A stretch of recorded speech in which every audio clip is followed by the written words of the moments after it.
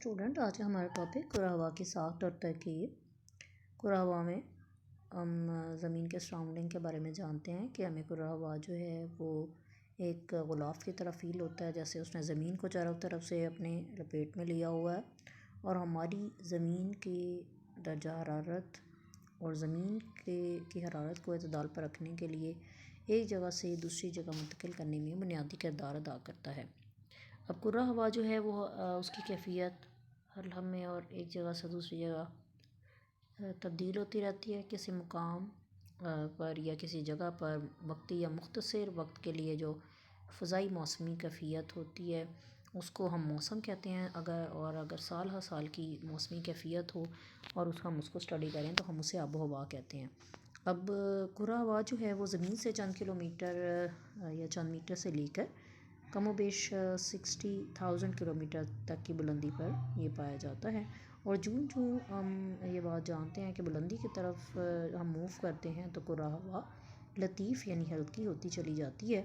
और जो है वो आम तौर पे जो फ़िज़िकल जोग्राफ़र्स हैं वो ज़्यादातर तक कुरा हवा के निचले हिस्सों को 50 किलोमीटर या 10 किलोमीटर तक की हम इसकी स्टडी करते हैं। इसके अलावा जो हमें मुख्तलिफ़ तरह के फ़िनोमेनाज़ फ़ील नज़र आते हैं, जैसे आबो हवा के बारे में अगर हम बारिश को, धुंध को, ज़ालाबारी, बादल और आंधी को स्टडी करें या इनके बारे में जो है हम अपने डिस्कशन करते हैं तो ये सारी चीज़ें भी चूँकि हवा या मौसम के ज़ेर असर जो है वो तश्कील पाती हैं, तो इसलिए हम आबो हवा की तब्दीलियों में इन तमाम चीज़ों को डिस्कस करते हैं। अगर हम कुरा हवा की तरकीब की बात करें तो आम तौर पे हम कुरा हवा की तरकीब को दो हिस्सों में डिवाइड करेंगे। या ज़मीन के ऊपर हम कुरा हवा को में दो चीज़ों को स्टडी करते हैं। एक को कुरा मुतजानिस या होमोस्फीयर कहते हैं, या दूसरे को कुरा मुतगय्यरा हेट्रोस्फीयर मीन यानी कुरा मुतगय्यरा ऐसी जगह जहाँ पे तब्दीली आएगी।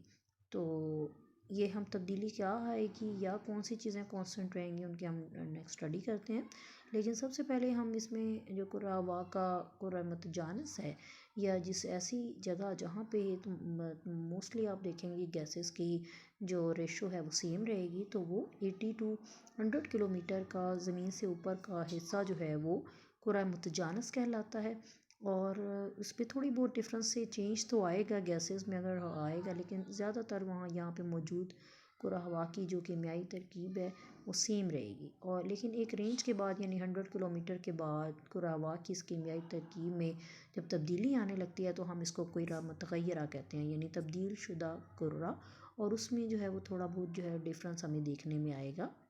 आमतौर पे जब हम कुरा हवा को या एटमॉस्फेयर को स्टडी करते हैं तो तीन चीज़ें जो है वो मोस्ट कॉमन हमें वहाँ पे स्टडी के दौरान जो है वो स्टडी करना होंगी। गैर मुतगय्यरा गैसें यानी ऐसी गैसेस जो कुरा हवा के अंदर कांस्टेंट रहेंगी, उनमें चेंज नहीं आएगा। दूसरी चीज़ तगय्युर पज़ीर गैसेस, वेरिएबल गैसेस, ऐसी गैसेस जो मौजूद हैं लेकिन उनमें थोड़ा वेरिएबल आता रहता है। वेरिएबल आने की वजह से जो है आप उनकी रेशो जो है उसको देखेंगे चेंज होगी वो। इसी तरह कुछ और इम्प्योरिटीज़ होंगी जो कि कुरा हवा का हिस्सा हैं और उसके अंदर किसी न किसी सूरत में मौजूद रहेंगी, हम उनके बारे में स्टडी करेंगे। तो फर्स्ट जो है वो है गैर मुतगय्यर गैसेस, यानी कुरा हवा के अंदर कुछ ऐसी गैसेस शामिल हैं जो कि ज़्यादा मकदार में मौजूद हैं और जो है कांस्टेंट उनकी जो है वो रेशो रहेगी। और ये हैं नाइट्रोजन और ऑक्सीजन, जिसमें नाइट्रोजन जो है वो 78% है और ये प्लांट्स के लिए बहुत ज़्यादा ज़रूरी गैस है। और इस तरह ऑक्सीजन जो कि इंसान और जानदारों के जो है सर्वाइवल के लिए ज़रूरी गैस है। इसी तरह नाइट्रोजन जो है वो उसमें जो उसके एक तब्दीली गैस भी है, ये है बेज़रर और सबसे ज़्यादा कुरा हवा में पाई जाने वाली गैसेस में सबसे ज़्यादा रेशो इसका है। इसी तरह ऑक्सीजन में जो है वो भी आप जानते हैं कि ये अमल तनफ़ुस में रेस्पिरेशन के लिए ये ज़रूरी अमल है। और जो है इसी के ज़रिए जो है वो मुख्तलिफ़ किस्म के आप देखेंगे ईंधन जलकर और हरारत पैदा करेंगे, यानी ऑक्सीडेशन का अमल भी जो है इसके मौजूदगी में वकूफ़ पज़ीर होता है। इसी तरह बाकी अब इसमें तीसरी गैस जो कि कांस्टेंट है कुर्रा हवा के अंदर, वो आर्गन है। 1894 में साइंसदानों ने जब ऑक्सीजन और नाइट्रोजन गैस को कुर्रा हवा में अब्जॉर्ब किया तो उन्होंने देखा कि बहुत कम मिकदार में एक और भी गैस जो है वो मौजूद है, जो कि रेशो में बहुत ज़्यादा कम है, लेकिन उसका कहीं ना कहीं जो है कुर्रा हवा के में या ज़मीन के ऊपर से उसका कुछ ना कुछ किरदार है। तो वो जो गैस है वो 1% है कुर्रा हवा के अंदर, और उसको आर्गन कहते हैं।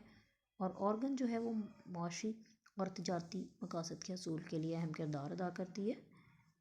और सेकंड आप इसका पॉइंट पढ़ रहे थे तग़य्युर पज़ीर हवाएं, यानी कांस्टेंट गैसेस के अलावा कुर्रा हवा के अंदर कुछ वेरिएबल गैसेस भी पाई जाती हैं, और ये वेरिएबल गैसेस का जो रेशो है या इनकी मिकदार हवा के अंदर सिर्फ 0.05% से भी कम है, लेकिन ये बहुत ज़्यादा अहमियत रखती हैं, और कुर्रा हवा में इनकी मिकदार जो है वो मुख्तलिफ़ औक़ात और जगहों के हिसाब से तब्दील होती रहेगी। जैसे कार्बन डाइऑक्साइड गैस जो कि कुर्रा हवा के अंदर सिर्फ 0.03% मौजूद है, और आप जानते हैं इसके बारे में कि ये फ़ोटोसिंथेसिस में बहुत अहम किरदार प्ले करती है। इसी तरह कार्बन डाइऑक्साइड को दूसरे अनासर की तरह इस्तेमाल करके कार्बोहाइड्रेट में भी जो है वो पौधे तब्दील करते हैं, जो कि हैवानात और नबातात के लिए यकसा अहमियत के हामिल है। तो कुर्रा हवा के अंदर अगर हम कार्बन डाइऑक्साइड की मिकदार की बात करें, तो चूँकि ये गैस मिकदार में तो कम है, लेकिन फिर भी इसकी जो रेशो का बढ़ना है वो ज़मीन के ऊपर जो है वो अच्छे असरात मुरतब नहीं करता। फॉर एग्ज़ाम्पल, जब कोयला, तेल और गैसेस को हम बतौर ईंधन या जलाने के लिए इस्तेमाल करेंगे, तो इनके अंदर से जो कार्बन डाइऑक्साइड गैस का निकलना है वो जो है वो कुर्रा अर्ज़ के ऊपर को बहुत ज़्यादा मुतासिर करता है, और उसके दर्जा हरारत को इंक्रीज़ करने का बायस बनता है। और इस तरह कुर्रा अर्ज़ पर जब दर्जा हरारत में तब्दीली आएगी तो ज़ाहिर है और बहुत सारी तब्दीलियों की वजह बनेगा, जैसे उनमें दर्जा हरारत के इंक्रीज़ होने की वजह से ग्लेशियर्स का पिघलना और समंदरों की सतह का बुलंद होना, और कार्बन डाइऑक्साइड के बढ़ने ही की वजह से ओज़ोन का मुतासिर होना भी इसी में शामिल है। इसी तरह दूसरी चीज़ जो है यहाँ पे तग़य्युर पज़ीर में, वो आबी बुखारात हैं। इसमें भी वेरिएबिलिटी होती रहती है, इनमें भी चेंज आता है, यानी हवा के अंदर मौजूद पानी मिकदार, या इसको वाटर वेपर्स आप कहेंगे, तो आबी बुखारात भी हरारत को अपने अंदर एब्जॉर्ब करने की सलाहियत रखते हैं।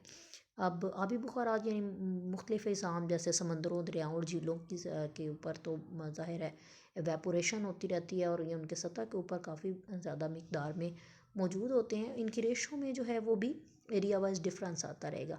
फॉर एग्ज़ाम्पल, जो है डेज़र्ट एरिया में, या ऐसे इलाके बराज़मों के जो समंदर से बहुत ज़्यादा फासले पर हैं, वहाँ पे आबी बुखारात की या वाटर वेपर्स की मिकदार बहुत ज़्यादा कम होगी, क्योंकि हवा के अंदर नमी की मिकदार समंदरों और साहली इलाकों के नज़दीक तो ज़्यादा होगी, लेकिन जैसे जैसे हम बतदरीज समुद्री इलाकों से या साहली इलाकों से दूर हटते चले जाते हैं, तो हवा के अंदर नमी की मिकदार में कमी आती जाएगी।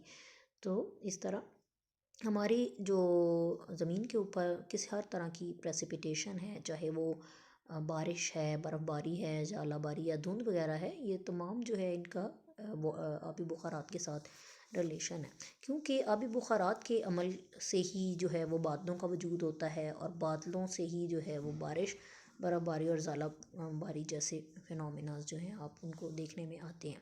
तो इस तरह इन्हीं आबी बुखारात की वजह से सतह ज़मीन के ऊपर वाटर साइकिल कंप्लीट होता है, यानी जो बारिश ज़मीन के ऊपर आएगी और दोबारा से वेपोरेशन के अमल से हवा के अंदर शामिल होना और दोबारा बरसना, तो इस तरह ये तमाम जो वाटर साइकिल है आबी बुखारात की मौजूदगी में ही कंप्लीट होता है।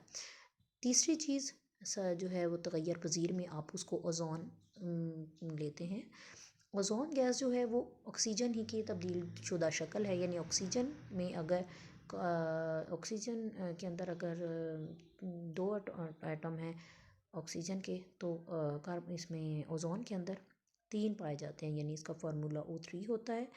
तो ये भी एक तरह से सतह ज़मीन से आप जो है एक लेयर की तरह 20 से 25 किलोमीटर के दरमियान में पाई जाती है, लेकिन ये सतह ज़मीन के ऊपर बहुत सी तब्दीलियाँ भी लाती है, जैसे ये सूरज से आने वाली जो अल्ट्रा वायलेट रेज़ हैं उनसे ज़मीन को सेफ रखती है, और बहुत सी बीमारियाँ जैसे आई साइट का डिस्टर्ब हो जाना या स्किन कैंसर का हो जाना, और तो ऐसी जो बीमारियाँ हैं उनसे भी इंसानों को महफूज रखती हैं। तग़य्युर पज़ीर गैसेस में दीगर गैसों में चंद के नाम हैं, जैसे हाइड्रोजन है, हीलियम है, sulphur dioxide, nitrous oxide, ammonia और मीथेन वगैरह हैं।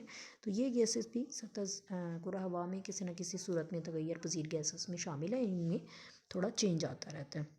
इस तरह सतह ज़मीन में कुरा हवा के में अगर आप देखें तो दीगर इम्प्योरिटीज़ जैसे कुछ ऐसे छोटे ज़रात भी आपको कुरा हवा में आपने एब्ज़ॉर्ब किए होंगे, जो कि आपको बज़ाहिर तो बहुत मामूली नज़र आते हैं, लेकिन ये हवा में हर वक्त मौजूद होते हैं। तो इनको हम एरोसोल्स भी सम टाइम कहते हैं। ये असल में मिट्टी और धुएं के वो छोटे ज़रात होते हैं जो हवा में मुहल्लक होकर इधर उधर हरकत करते रहते हैं, और इनमें जो है वो जो है इनमें इजाफ़ा होता रहता है या कमी होती रहती है।